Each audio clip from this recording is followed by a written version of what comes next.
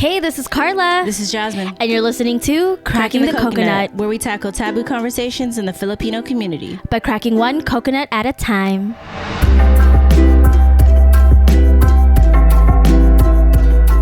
Hello, everybody. Welcome back to Cracking the Coconut, where we tackle taboo conversations in the Filipino community with hopes of finding common ground. I am your host, Carla J. And I'm your host, Jasmine. I am Carla's trusty sidekick, also known as the lumpia to her pancit.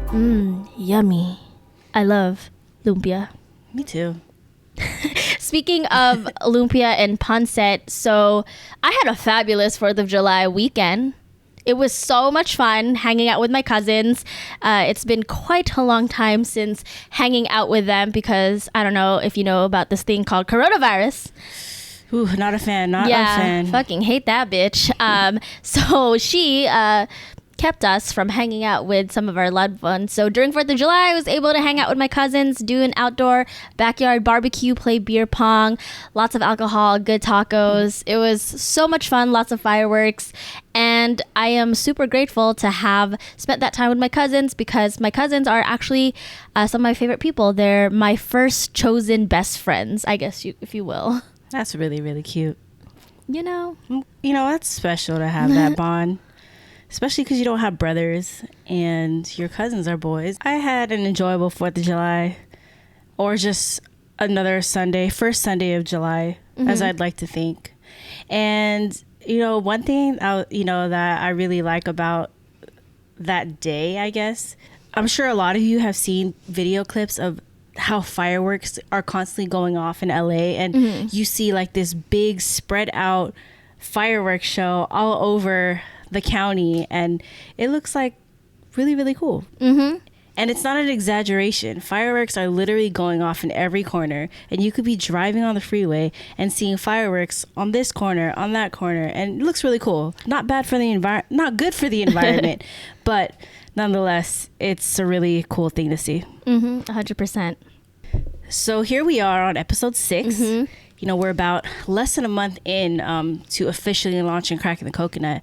So we just want to give a really, really big thank you to everybody who's commented, who's listened in, who's liked our stuff, and just continue the conversation, because that's pretty much our goal is to have everybody join in these unfiltered, safe space conversations. And it means so much to hear your feedback, and we can only go up from here. 100%. Thank you so much to everyone who has shown support, shown enthusiasm and excitement for our platform, and for tuning in, whether that's on YouTube, Spotify, Apple Podcasts, SoundCloud, whatever it may be. Thank you so much. And also special thank you to those who took time out of their day to send us really, really kind comments. It really warms our heart and gets us super fucking excited and jazzed for the day. You're Jasmine. All right, so today, let's get to our topic of the day. Yeah. So today we're cracking Filipinos versus Filipinos. Ooh, yeah. And you might be thinking, like, what are you talking about? I thought this was community. I thought this was family. I thought this was, inviting with your wholehearted inviting. But yeah, that's not always the case, unfortunately. Yeah. The thing about Filipinos, and it's one of my favorite traits, is that we love a good bonding session where there's so much camaraderie within the community. This is something that I've said in past episodes, and it's, I think, one of the most beautiful traits about the Filipino community. If you ever find yourself at a Filipino party, you are in luck. You are blessed because you are going home with food. When you get there, you're going to be fed. When you leave, you're going home with a take-home plate of some sort. And you will just be welcomed with open arms. They're literally going to adopt you into the family right then and there. However, despite all of that camaraderie and that genuine generosity, there's also a lot of judgment, contradicting oneself, a lot of crab mentality, and just a lot of ugly things within the community, despite all the lovey-dovey shit. Completely agree with that. And like Carla said, the welcoming, the hospitality, all that, it's very, very genuine. Don't get us wrong. But once you start getting into these taboo topics, these very, very touchy topics, it gets a little shaky. One of the main reasons of having this particular episode and why we're discussing this topic of Filipino versus Filipinos. And it really encompasses what we're doing with cracking the coconut in general, how we want to bridge the gap of understanding between Filipino-Americans and Filipinos back home in the Philippines. And it's because there's just this really weird dynamic that we're trying to figure out and trying to unpack, and doing this through these open, safe space conversations. And this dynamic is that within the Filipino community, there's a lot of envy. There's a lot of hatred, anger, and like I mentioned, there's a lot of crab mentality, which is, if you're not familiar with, essentially think of a bunch of crabs within a pot, and they're all trying to get out of this pot or the bucket, but as one crab is trying to get out, another crab below them grabs their legs and brings them down. It's kind of like that within the Filipino community. You see a Filipino rising to the top to get out of this pot or bucket, and someone else, a fellow Filipino, has to bring them down. And this doesn't hold true for every single Filipino. I know there's Filipinos like us, like we see a fellow Filipino doing their thing and succeeding. That makes us really excited because we're all for that. But there's also some people who don't want to admit it out loud, but they fucking hate that. It's kind of like that idea of when it's a phrase that I saw on Twitter where strangers are more likely to support you rather than the people that you grew up with, because you came from the same place. And so seeing someone that you were personally on an even playing field with succeed and reach their highest frequencies, you don't want to support that because you're like, man, like that could have been me or whatever. And instead of supporting and celebrating those successes, you just want to tear them down. See, it couldn't have ever been them though, because they didn't put the effort. You know, like nobody gets to a place of success without putting some effort, getting their ass up, working hard. 100%. You know, and I feel like a lot of people don't really digest that thought and that truth, because successful people aren't lazy. Nope. You know, and there's a difference between being rich and getting handouts. Yes. Whereas getting your own riches because you worked hard for it. And I think people don't realize that. I agree. And speaking of someone who has worked incredibly hard to earn their place is Miss Cataluna Enriquez. So Cataluna Enriquez is the first openly transgender woman to win Miss Nevada and has earned her place to participate in the Miss USA pageant. She is Filipino-American. She's absolutely fucking beautiful. And we are super excited. And so, man, the representation, let me tell you, is so exciting to me. First, when I found out she was Filipino-American, I was so excited. And the fact that she's also a transgender woman, I'm just like, fuck yes, for the community, a win for the community.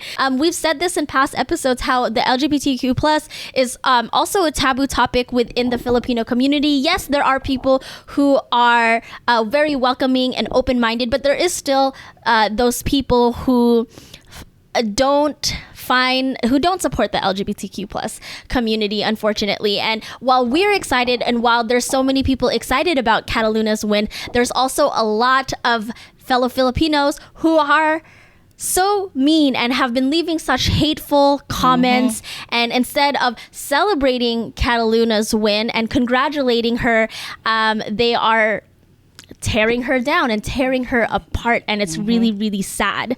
I'm going to go ahead and read a couple of really ignorant comments that were found in a Filipino Facebook group, and it's about Cataluna. And some of these are just really super ignorant, and I just want to take some time to read some to you to help you get a gist of how cruel some fellow Filipinos can be about their own, kind. One person says, "He can be a woman from the outside, but his DNA and chromosomes will never change, and his sex too.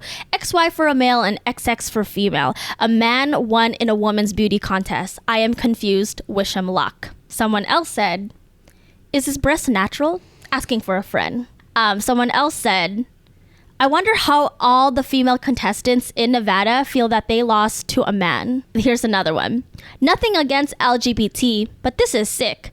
They should have to compete on their own gender-associated preference. Same goes to athletes." And I found this comment particularly amusing because this person says nothing against LGBT, but honey, the T in the alphabet mafia means transgender, and you don't get to cherry pick which parts of the community you find acceptable to accept and to celebrate. If you're going to support the community, gotta support us all.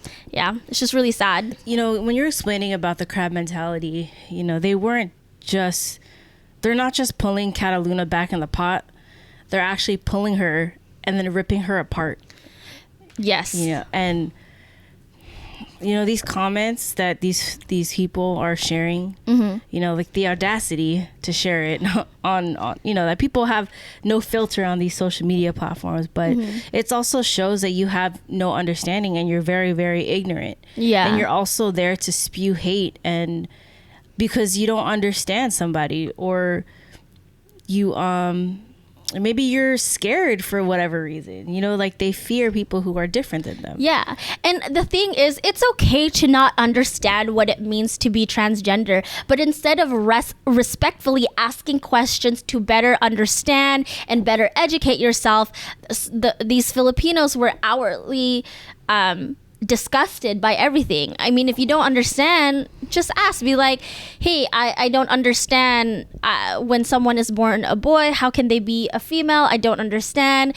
And the community is here to send credible sources and articles and to tell you what the difference between sex and gender is, and a whole bunch of, you just gotta ask and be respectful about it. But instead, some of these fellow Filipinos were just being so cruel and so mean, and that was just only a tiny portion. There were hundreds of comments like this just within this private Filipino group. Just think about all the negativity and hate that Cataluna has gotten throughout the years, and the fact that she was able to face those adversities, fight through those, break down those walls, and become Miss Nevada, and maybe one day become Miss USA, says so much about Cataluna's character as a person, as a woman, rather than her being a transgender woman. Yeah. And it's crazy because also too, these people probably have no care for pageant life outside of this, you know, story of Cataluna winning. Yes. And the fact that they would choose to bring her down more so than support her as a Filipino winning and achieving this is crazy. It's just, it doesn't make any sense to me in terms of Filipino support and Filipino pride in America. No, 100%. Cataluna is literally making history and paving the way for not only Filipino-American women, but paving the way for Filipino transgender women. I'm pretty sure there was a young transgender girl or someone who's feeling, you know, unsure about themselves, and watching Cataluna just be her most authentic self and winning this title of Miss Nevada, and that, you know, young girl watching the TV or seeing social media and seeing Cataluna and thinking, wow, that could be me. That could actually be my reality. I could be a beauty queen, or maybe not a beauty queen. Like maybe I could be someone just as successful because Cataluna did it, so why can't I? And I think that's fucking beautiful. And the thing is, Cataluna is not the first Filipino to participate and win prestigious titles within these beauty pageants. There's Catriona Gray, Megan Young, Pia Wurtzbach. They're all Filipinos who have won beauty pageant titles, and they've earned respect, and they've been supported by the Filipino community. But suddenly, a Filipino woman who also happens to be transgender wins a title, and she's not supported in it. In terms of pageant queens, there's also been a couple of Filipinos that are not even full Filipino. Like there's two that I've seen, Rabia Mateo and Venus Raj. They're both half Indian. And you know, Filipinos, they didn't say, oh, she's not Filipino enough to show up and represent us. They had no hesitation. Side note, Filipino Indian, that is such a beautiful mix and combination. And just imagine the party. Imagine going to a Filipino Indian wedding and how fucking epic that. If any Filipino Indians want to invite us to their wedding, I would love to be a part of it. I thought you were gonna say, if there's any Indian who wants to come and marry me. That's funny. If there Give are us any money. Indians who would like to marry me, She's available. So another Filipino person that, you know, the community has actually kind of shunned and pushed aside is Jake Zyrus. oh yes, And Jake Zyrus is formerly known as Charisse Pempenko. And for those who don't know who Charisse was, Charisse was a very big rising star, not only in the Filipino community, but in the world. Yes. You know, she has this powerful voice for this little girl. You know, one of the strongest voices. She could sing like Celine Dion and like Whitney, and we all know, and nobody can always sing that. You know, you might try, but you won't come close. But Yeah. you know, she was renowned throughout the world, and her Yes. success was crazy. You know, it's a status that a lot of people would love to achieve, whether they're Filipino or not. And one of the big achievements for Charisse that I really enjoyed was she was actually on the TV show Glee. yeah, And you know, I'll always remember how she came in in the bathroom scene, and she's on her little earphones, and she's singing. She starts singing like a Lady Gaga song with Yes. Rachel Berry, which is like the lead character of Glee, and you know, she was front and center doing her thing. yes. That was Yeah. such an iconic and epic scene. I will always remember that because it was just so much fun. And for Charisse to come in and have this powerful, dynamic voice, and to be able to not only keep up with Leah Michele, who plays Rachel Berry on Glee, but to be at the same level as like the main star of Glee is wonderful. And I thought that was great representation for Yeah. the community. I was very excited. Completely agree. And you know, like, she was like this beloved star of the Yes. Philippines. You know, a few years later, Charisse actually came out as lesbian, and you know, once that started, she started getting shit and no support from the community.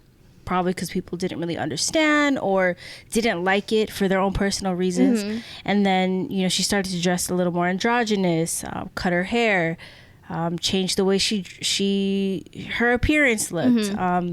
And you know, then a few years later, Charisse came out as Jake Zyrus, and Jake came out as trans. And then, you know, at that point, that's when the community really didn't fuck with him anymore.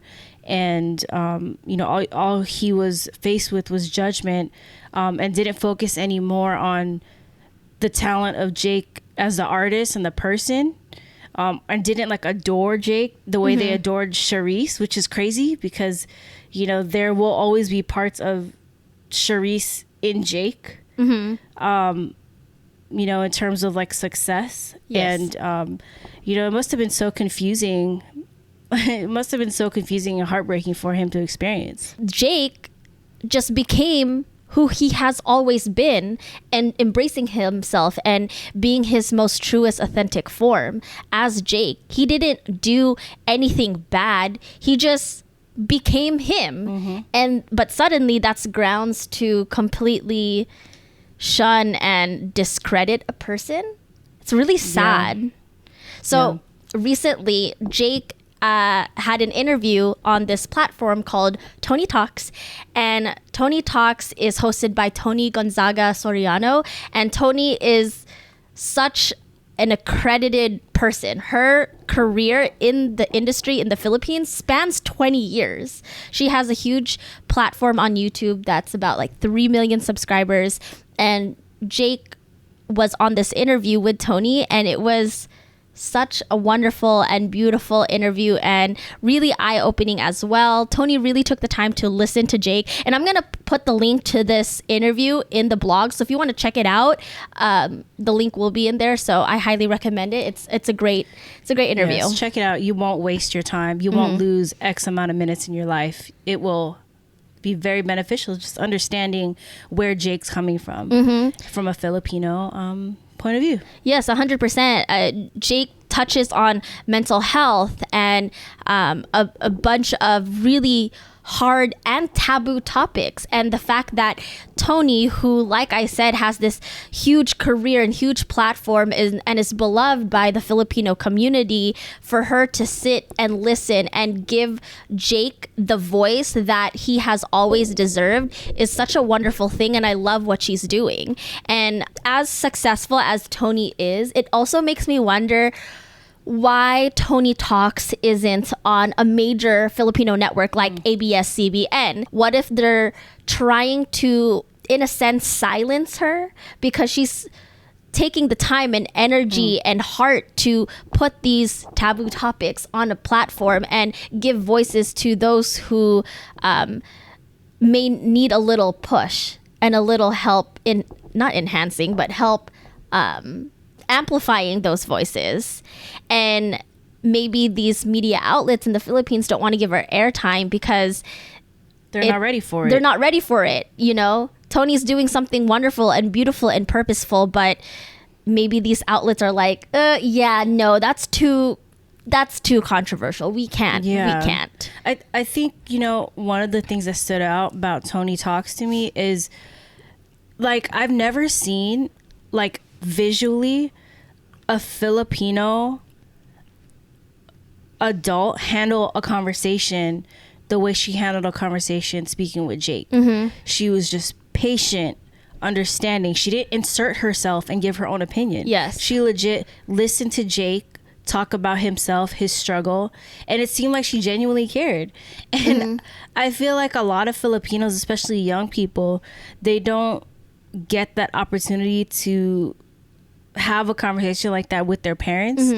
And, you know, just by that conversation, I feel like a lot of parents can, if they wanted to, they can really take the time to watch that and be like, wow, you know, like, maybe I can be a little more understanding. Maybe I can be patient and not butt in and think I'm right all the time. Yeah. You know, and imagine how healthy our community could be and how our relationships could be stronger with one another if, you know, there were more people like Tony or more adults like Tony. Yes, 100%. And I think maybe going back to just the main topic in general of Filipino versus Filipino, maybe that's why there are homophobic or transphobic Filipinos within the community, because Philippine media chooses to showcase a very monolithic version of what it means to be LGBTQ+.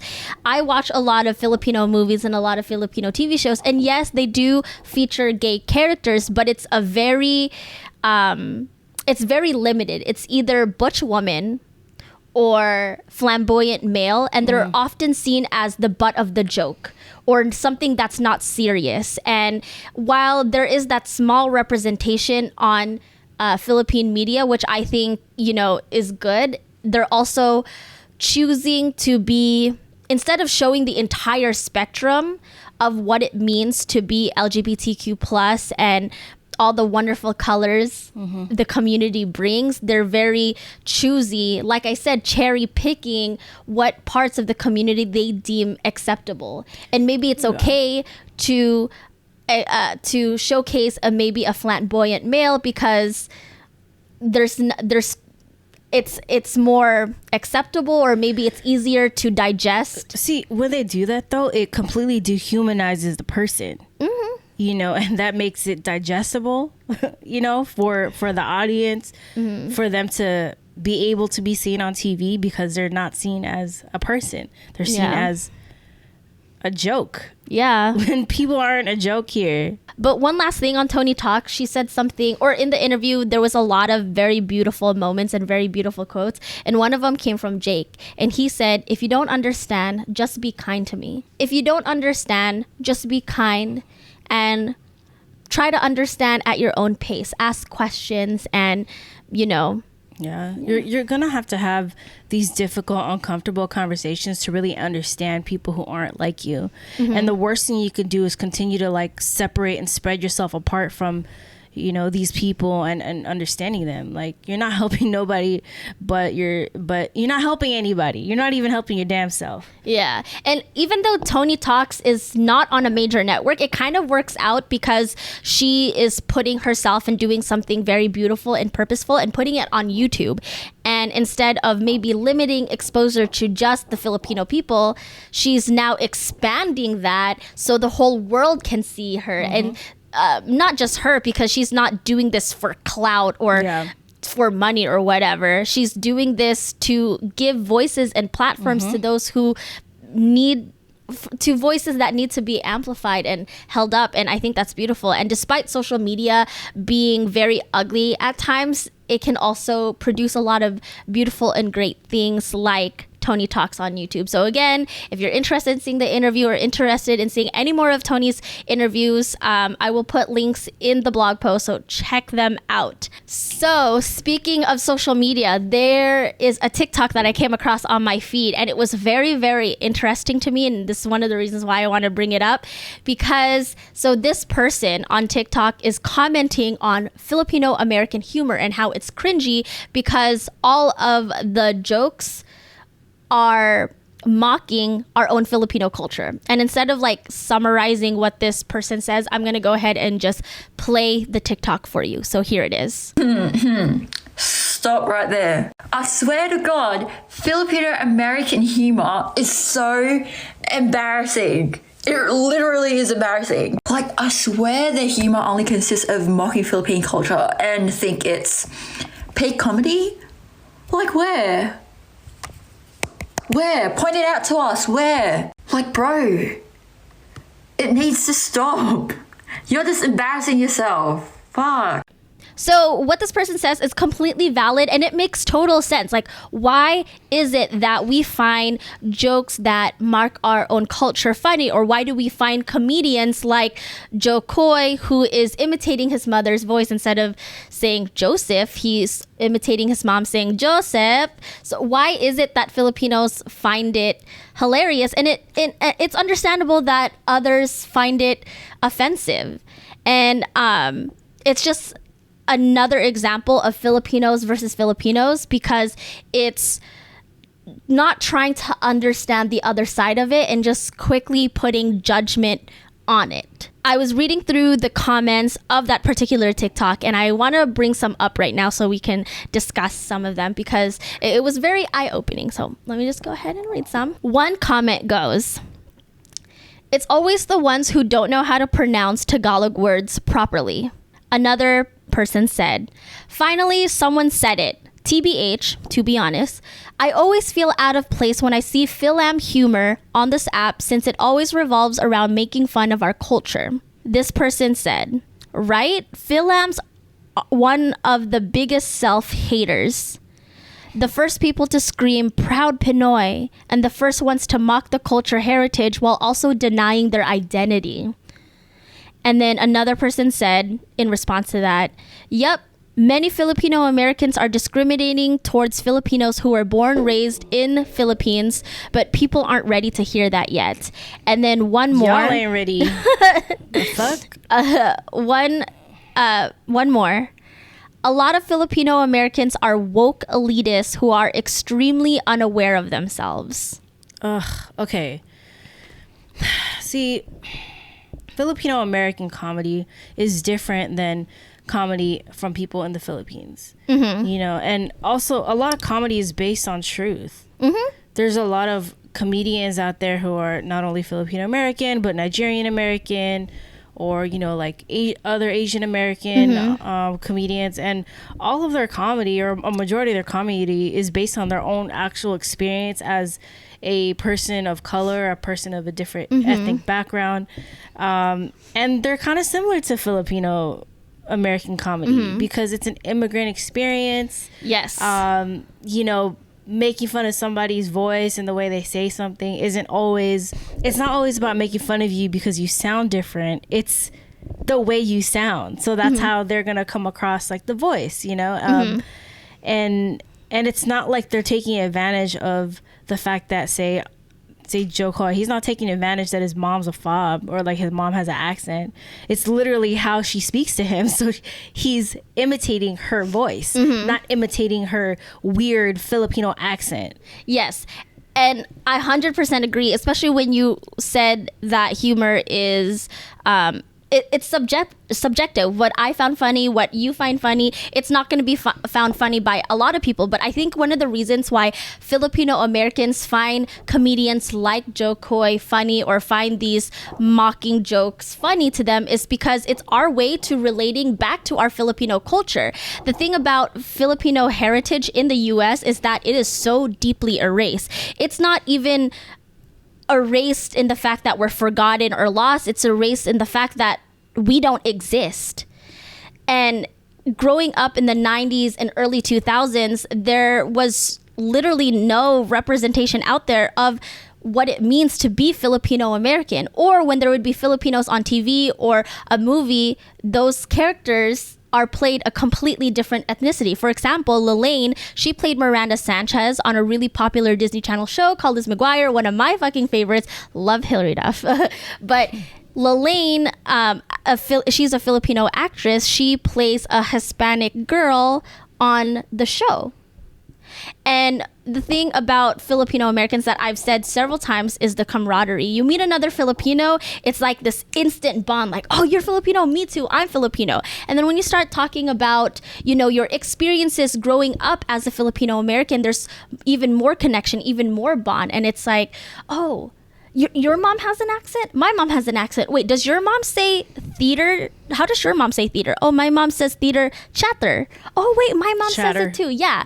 And I think part of adhering, or not adhering, I think part of grasping onto comedians like Joe Coy and these type of jokes is because it's a form of coping. It's a coping mechanism because of erasure, because of not being represented in the media. On top of that, there's a lot of pressure at home from Filipinos and also Filipino parents who do their best to make sure their kids are successful in life. And there was that one comment about speaking Tagalog, and a lot of Filipino parents who immigrate out to the US to give their children better life, they don't teach their kids Tagalog or their other native tongue. There's over 120 different languages in the Philippines, and they don't teach them that so that way they could better assimilate into society. If they're going to an English-speaking school, they should probably learn English and learn it really well so they can succeed, get good jobs, etc., etc. I do want to note there is representation of Filipinos in America, you know, specifically in California. San Francisco has a Filipino community in downtown where there's this one place called Bindlestiff Studios, and I've seen plays there where the actors are Filipino, and you know, they try to do an authentic job at sharing Filipino stories, traditions, and cultures, and you know, keep that alive and teach young Filipino Americans about, you know, their culture, because you have to find these things in America to learn. It's not always available. You know, also in like Los Angeles, they have a historic Filipino town. And I actually used to live in historic Filipino town, but you know, there wasn't anything really Filipino about it, to be honest. There's only a small patch of it. You know, there's like a couple restaurants there, but the good thing, there's actually community centers there for Filipinos, so you have resources, you know, and you know, have healthcare, you know, have to transition better into like American life, like immigrant centers, things like that, which is really cool and really necessary. It's just you know, compared to say like a Chinatown, it's a very small you know, space in the community, and like I said, you have to go find these things. But hopefully, you know, down the line, these resources for Filipinos and these communities become stronger and larger, so you know, that the place where you find the most Filipinos isn't just Seafood City. Yeah. No, I totally agree with you. Like, things are changing, like, but back to the TikTok and, you know, like why Filipino Americans find that type of humor funny. in my personal opinion, and obviously, like, if you don't have to agree with me or anything, but I don't think those jokes, like mocking jokes, come from a place of malice. I think that it just comes from a place of trying to connect and grasp onto our heritage. Like I said, because of the erasure and because of the lack of representation in mainstream media, and just on top of that, there's also these like anti-Asian rhetorics. Going to school or going to the workplace and you bring chicken adobo or sinigang or something from your culture, and it being deemed weird or stinky and abnormal in comparison to PBJ sandwiches or a bag of Doritos. Doritos can stink too. Oh yeah, the Funyuns can stink. Like, all your food, American food, and all that cute. Like, calm down. But yeah, so there's that on top of the lack of representation and so much more that combines, and it's creating this clusterfuck almost. And so I think when we make jokes of our parents' accent, it's not to be mean and cruel. It's just like a connection, because the Filipino-American experience is super unique. It is unique, like how Filipinos in the Philippines, that experience is unique. Filipino Brits, that experience is unique. Filipino Australians, that experience is unique. And it's completely understandable, because a Filipino person in the Philippines who speaks the language, is around Filipinos all the time, they're not going to make fun of their moms the way the mom speaks, because they all have the same accent, the same twang in their voice. Yeah. Like, and of course you're not going to understand. And that's like where, like, you have to distinguish what's, entertainment and what's a bond, opposed to someone really trying to degrade you. Like, Filipino-Americans aren't trying to degrade Filipinos. Yeah. And, I think that's something that also needs to, be said and have a conversation with. Like, it's really interesting. Yeah.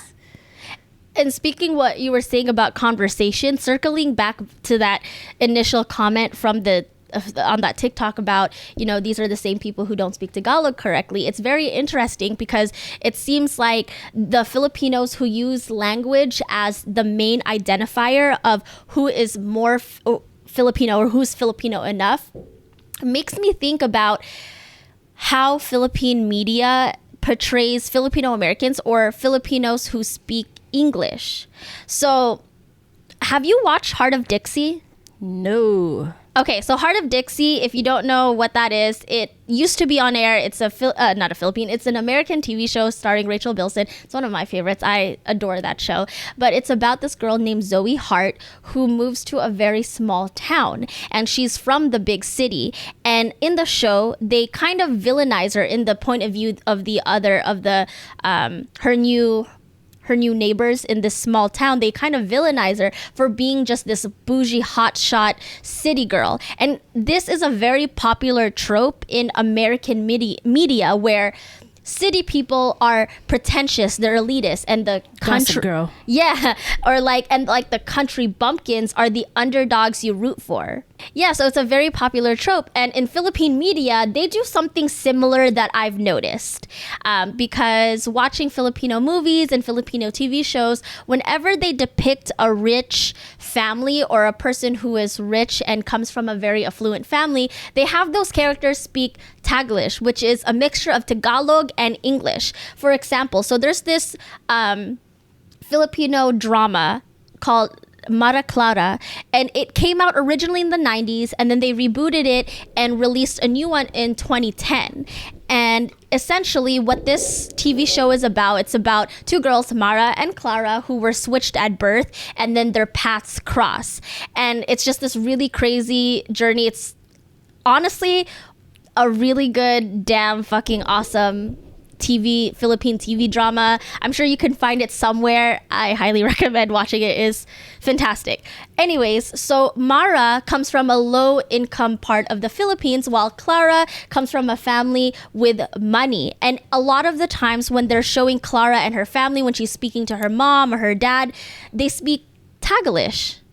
And in the blog, I'll go ahead and post, a little clip from the show that kind of better shows where they're speaking Tagalog and maybe halfway through they'll continue speaking English. And they don't do this with Mara's family. They only do it with Clara's family, and they do it a lot, not just in this show particularly, but in other movies or other TV shows. There's another example where I saw a clip. I don't know. I've been trying to find this clip, and it's from a Filipino TV or movie. So if anyone knows what I'm talking about, please let me know, because I would actually like to watch this thing in full. But it's a clip where two brothers, I don't know if they're full brothers or half brothers or step brothers or whatever, but one of them, they're both arguing, and one of them is speaking Tagalog, the other one is responding back in English. And at the climax of this argument, the English speaking brother says, why do you hate me so much? I don't understand. What did I do to you? And the brother in Tagalog responds with, but what you're doing now, because you speak to me in English. It's like they're kind of trying to indirectly villainize Filipino-Americans or English-speaking Filipinos through language. Like only entitled, privileged Western people speak English, that westernized people or assimilated Good Filipinos are so far gone from their roots, making them a threat. See, this is where it gets even more complex, because like we mentioned before, the Philippines is one of the top English speaking countries in the world. They literally teach English in schools. Yes. My mama, when she was growing up, she was born in 1930. When she was growing up, she was taught English.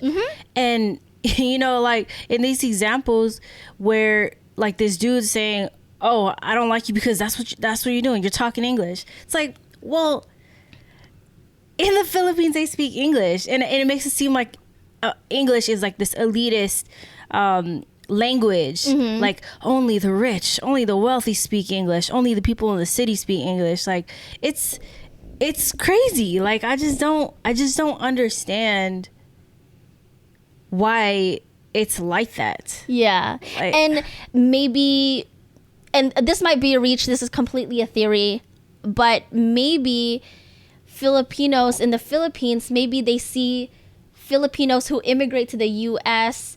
and make a name for themselves or just become successful. It's like that we want to pull you down, and we'll pull you down through media and kind of show that Filipino-Americans or maybe English-speaking Filipinos aren't good because they're just so far from what it means to be Filipino. See, they get such like a really, really gray area because like my mama, she didn't come from a rich city.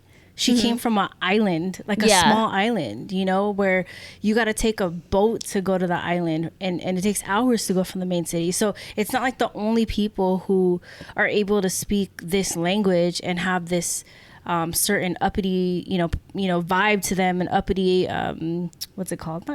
Uppity characteristics, I guess, about them. That's not synonymous to English-speaking Filipino. And there's already this skewed idea of what it means to be Filipino-American. For example, we have family members in the Philippines who automatically think just because we live here in the US, we are rich, we have mansions, and yes, maybe our dollar goes a longer way out there. Maybe $5 to us can get us one coffee, but $5 in the Philippines can be a day's worth of groceries. But that doesn't negate the fact that there's still a lot of struggle out here. Yeah, there's so much struggle out here. And I think people, like a lot of Filipinos back home who have limited experience speaking to Filipino Americans or Filipinos who have immigrated to America or other countries in the world and have careers there, have lives there. They have to understand that it's not like opportunities knocking at our door. You have to work really, really hard to be successful. And even when you work hard, you're not always rewarded with the equal amount of success. Sometimes you could work so damn hard, but you're literally working to death. You're going to work till the day you die. You're going to work till you're old and your back hurts and, you're sick because you can't afford to not work. You can't retire, you know. It's not like, what is it, 65 when you could retire? That's ridiculous to me. Yeah.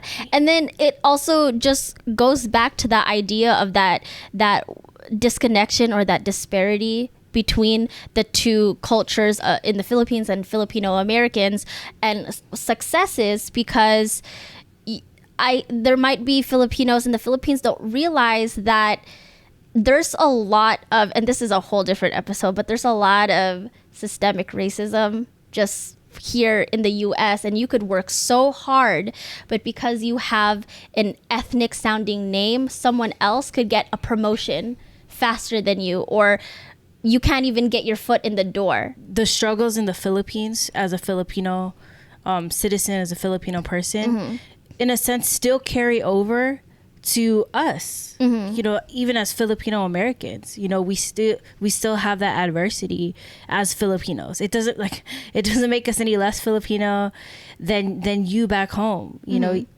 yes, we have a stamp Filipino-American.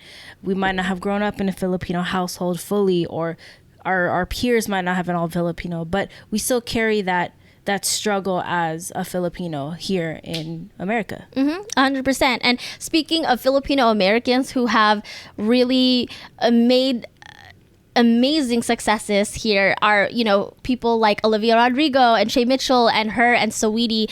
And there is a Facebook post that we came across in one of the Filipino Facebook groups that we're a part of, and someone brought up their friend, and this friend was saying how those artists like Olivia Rodrigo and Shay Mitchell and all that aren't true Filipinos, and that they only use their heritage when it benefits them, essentially being performative with their, you know, Filipino-ness.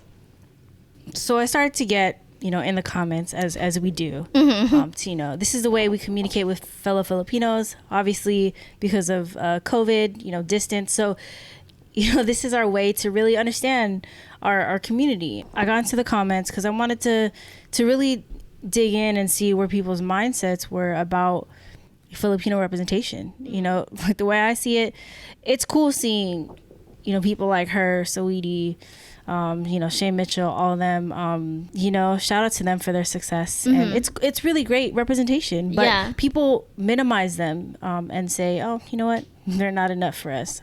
Anyways, so I tell this guy on the chat, and I'm like, you know, what about Ernie Reyes Jr., Ernie Reyes Sr.? How about the Bosco family? You know, and a lot of them, they got their success in the 90s and 2000s where there wasn't any Filipino representation. You know, there wasn't social media to spread about them being like the biggest talent in America who are Filipino. Like, you know, the first time I saw Dante Bosco was as Rufio on Hook. This was in the early 90s. And, you know, when I saw him, I didn't know he was Filipino. I just saw him as Rufio, like the leader of the Lost Boys, you know, like, and that's all it was. But, you know, since then, like, his family has really been successful in a presence, not only in American media, filmmaking, but as a Filipino presence in entertainment. And so I tell this guy, you know, what about Ernie Reyes Sr., the Bosco family? They're well-known, successful Filipinos and are Filipino-American. I said, are they not Filipino enough for you? And then he says, Bosco brothers are amboy. Amboy essentially it's a slang term for just, you know, American boy, but it can have a negative connotation, like amboy, like don't pay any mind, or it could just be, you know, joking, like you're just an amboy, like okay, you know, so kind of thing. It could be derogatory depending on how you say it. It just depends on it. Okay, so I think that he might have gotten this amboy you know, idea of the Boscos because of maybe the debut. Okay. So the debut was a film that came out in 2001. It's about this Filipino family whose daughter is having her 18th birthday, and debut is kind of like a quince where the 18-year-old is presented to society as a young woman. And it's big event for the family and the community. Yes. And actually, the first time I ever heard of a debut was through the movie. I didn't even know debuts existed. I knew quinces existed, but I didn't know Filipinos had their own version of it for their daughters. So back to this dude in the chats, right? So I tell him, you're gatekeeping again. The Bosco Bros have not only been successful in acting careers in America, but as writers, directors, and producers. They've also made it known with their intentions to include Filipino identity and experiences through film and storytelling. They've set an example for many Filipinos and Fil-Ams to look up and to admire. In the debut, the Bosco family, shared this story of the experiences of a Filipino-American. And 20 years later, the Bosco family released another film, which I would like to consider the debut 2.0. I haven't seen the movie yet. I plan on watching it soon, but it's called The Fabulous Filipino Brothers. And it's pretty much another story where they come together as a family. So I believe it's somebody's wedding, like a family member's wedding. And it's showing the experience not only as Filipino Americans, but also the experience as a Filipino family. And through the eyes of Filipino American experience. And in this production, it's Dante Bosco's directorial debut, which is really, really cool. Nice. But it makes you think, like, why is it his directorial debut now? Is it because he didn't get the opportunity to? Was he not earlier in his career? Was he not interested? Or was it the only chance for him to become a director for a film was through his own production, which has its pros and cons. You have full control of the project, etc. But that's a whole other story. In this film, the Fabulous Filipino Brothers, the whole family's involved. The sister narrates. The brothers are all acting in it. The family, their parents, their family members, aunties and uncles are all a part of this movie, which is really cool because they're making it a family affair. They go back to their roots. They grew up in Pittsburgh, California. They go back to the neighborhoods there to shoot. They go back to this Filipino community center that played a big role in their upbringing and where they learned their skills, their talents. They groom their talents. So they're paying like homage to their upbringing as Filipino Americans. See, I think that's wonderful that the Bosco family are able to create something for our community. Not just for our community, I want to say create something for other communities as well to get more insight on what it means to be Filipino American and showing our culture and our experiences and our stories through the eyes of a Filipino American. And I think that's really wonderful. And if someone like this person that you're talking with on Facebook is trying to negate that and say they're not Filipino enough, it's really like, it's sad because look at all the wonderful things the Bosco family is doing for the community. And if that's not being Filipino enough, then shit, I'm a white person named Sandra. Yeah. And the more I talked to this guy, the more all these layers started coming out. And actually the layer didn't take too long to come out. It was one layer. So check this out, right? So he goes, what's funny about Amboys? When I came here in the States when I was 9, almost all of the so-called Fil-Ams made fun of me because of my accent in school. You ain't real Filipino if you haven't been to ESL. I remember vividly, they have a word for people like me. Fob. Remember that? Anyways, all this BS Fil-Am Pinoy pride started booming because of Pacquiao. Okay. That was interesting, right? I love how he just brought that up. He brought it up out of nowhere. Yeah. I just started talking about the Bosco brothers showing representation as Filipino Americans, right? But this guy, he immediately went back to his childhood of being hurt. It showed me more insecurity, more like a unhealed wound of how he was treated by a Filipino American that he doesn't see, or he kind of categorizes all Filipino Americans as hateful or making fun of him or bullying him. And it sucks. It really sucks that he was bullied, you know? And I'm sure being a kid, it was even more hurtful because you can't process that kind of treatment. The interesting part too about all this is the guy who I was speaking with. He's a dark-skinned Filipino who actually looks like he could be a cousin of the Bosco brothers. Oh, okay. And it's like it sucks that he can't find relation, or he won't allow himself to see relation to the Boscos or people who look like him but are Filipino American, because of that divide, that versus, you know, like that,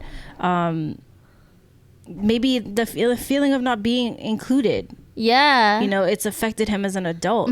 And, you know, who knows how many Filipino adults, grandparents, you know, grandparents are running around here saying these hurtful comments because of, you know, unhealed wounds like that, or treatment from, you know, a certain person, or hearing stories of a certain, you know, type of person, and that affecting them, you know, in their everyday. It's interesting how you were saying that this guy could be a Bosco cousin.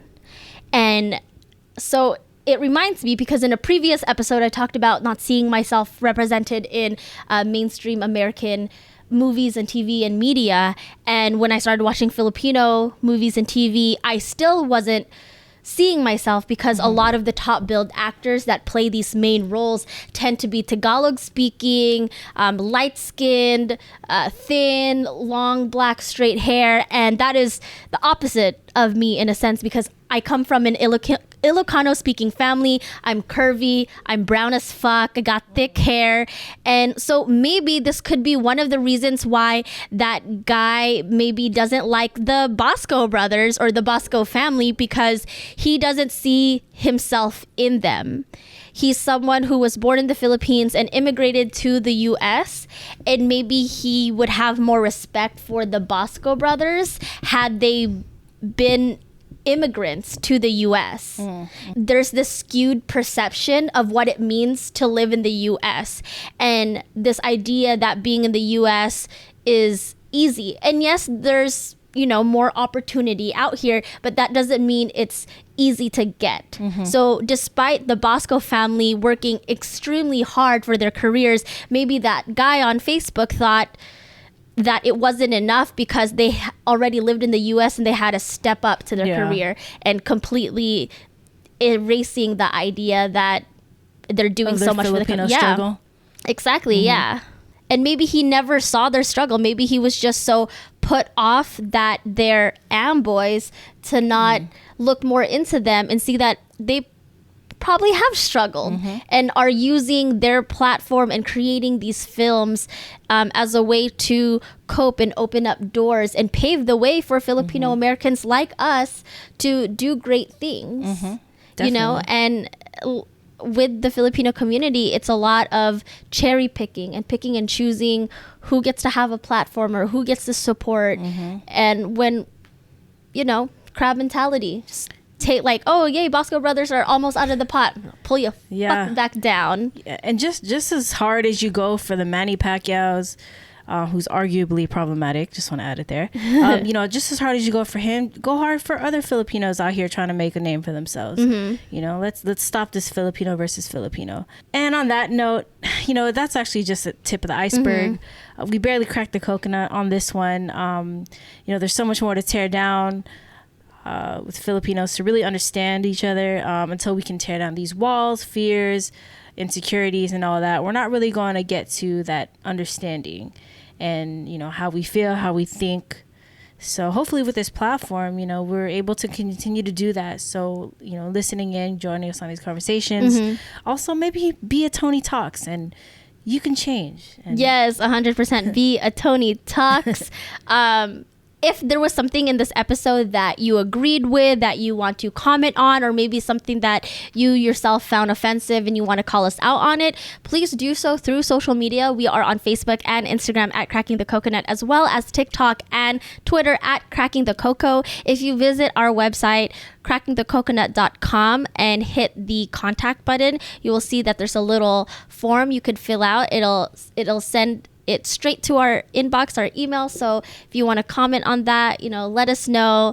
If you're really enjoying it, again, please go ahead and rate us on Apple Podcasts. Leave a review. That would help us so much. And yeah, question though, did on this episode with the coconut, did the coconut at least fall off the tree? Because this is a complex topic. Did it fall? The coconut is off the tree. Okay. It just got a dent, maybe missing a couple coconut hairs. Okay. Yeah. Yeah, we have a lot more unpacking to do, a lot more of opening wounds, but then healing those wounds, not just slapping a band-aid on it and calling it a day. There's so much work to be done, and thank you again for joining us on this journey. Yes. Yeah. All right, y'all. Take care. Bye. Peace.